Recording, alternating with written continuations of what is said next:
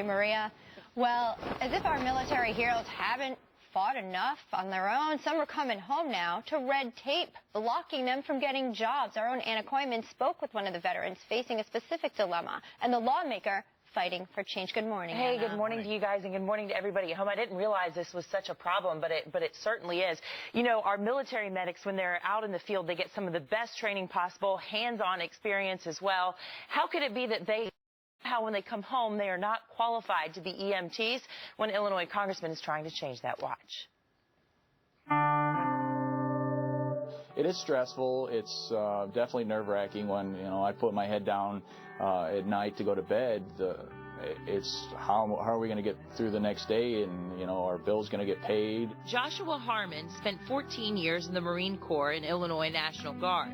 Although he is certified and served as a military EMT, he says he can't get a civilian EMT job in Illinois without going through costly and time-consuming additional training.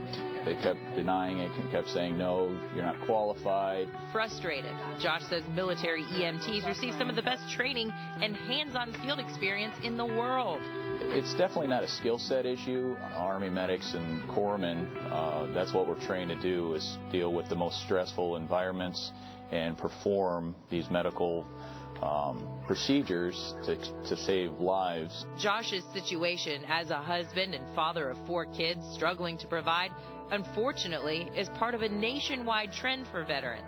One of the biggest frustrations that I deal with on a daily basis, and I'm actually going to get a little emotional about this, is the vets that are coming back are not getting a fair shake. They're not getting taken care of.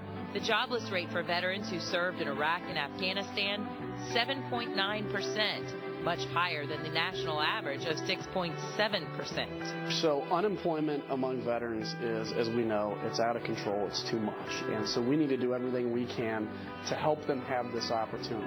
A service member himself, Illinois Congressman Adam Kinzinger, says something needs to be done. If somebody learns something in the military, they should come back and maybe be able to have that in the civilian world with a task or minimal training. That's why Kinzinger introduced Bill H.R. 235, the Veteran Emergency Medical Technician Support Act of 2013.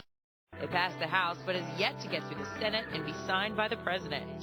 The bill would make sure service members would not have to go through time-consuming, redundant, expensive training for jobs in which they're already qualified to do. I'm not going to stop until we find some answers and get this thing done. There'll be a nice hit to the unemployment rate within veterans communities, and we're going to serve those people that served us so heroically. I mean, it really just seems like a no-brainer, doesn't it? Right. Yet somehow 7 states plus Washington, D.C. don't recognize the military EMT certifications, so they're having to come back and spend extra money and sign up for these classes. And, it's time-consuming and takes them away from their family and all that. But Congressman Kinzinger is hoping to also expand this to other careers. If you're in the military and you can drive military convoys in Iraq and Afghanistan, Sure. when you come back, why can't you be a long-haul truck driver? Yeah, Absolutely. makes perfect sense. Seems like a double standard.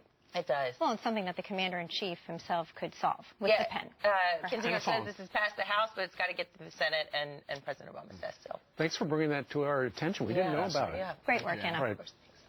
All right, it is 18 minutes now before the top of the hour on this Friday morning. The president picked this guy to be the ambassador to Argentina. Just one problem. He's never been to Argentina. So is he really qualified for the job?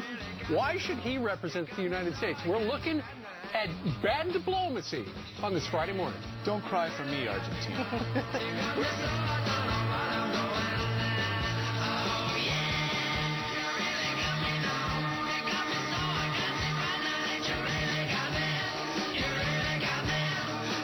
Hey, I noticed your car's not in the